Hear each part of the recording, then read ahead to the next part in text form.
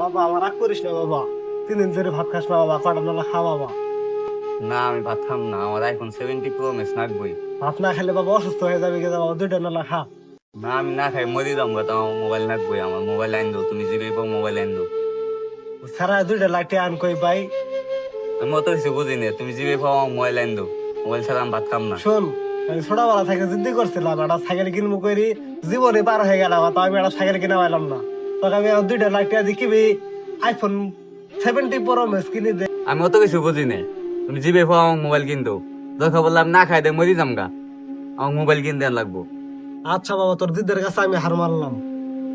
দিয়ে এখন দিয়ে চটকুমার দরের কাছে যাই, দি কটা টিয়া নিয়ে আর পাই। তা তুই বাবা কটা বেলা খা আগে বাবা, আমি আইতাছি। ও ও নতুন মোবাইল কিনে দিব, আইফোন 70 প্রো ম্যাক্স, তাড়াতাড়ি খাই নেই। মাতবর সাহেব, আমি চালাইছি আপনার ডালা বিপদ বইরি। আচ্ছা চাচা বসান, কি বিপদ শুনতাছি। আর কয়েন না মাতবর সাহেব, আমার ছেড়া আজকে 3 দিন ধরে না খায় আছে। কি আর জানি বলে 70 প্রো ম্যাক্স নামছে, এনে মোবাইল কিনেছা। আমি এখন 2টা লাখ টাকা কই পাম মাতবর সাহেব, আপনি কোন তো দেখি। এখন আমার 2,000 টাকা আপনি হালাত দেন, আমাকে বাঁচান। আচ্ছা চাচা 2000 টাকা তো আছে, নেন। কিন্তু 2000 টাকাতে কি হবো? বাদ বাকি টাকা কি আপনার কাছে আছে? টাকা তো মাতবর সাহেব আমার কাছে 1 টাকাও নাই। তাইলে চাচা 2000 টাকা দিয়ে কি করবেন? এই 2,000 টাকা দিয়ে আমি কাফনের কাপড় কিনবো। কি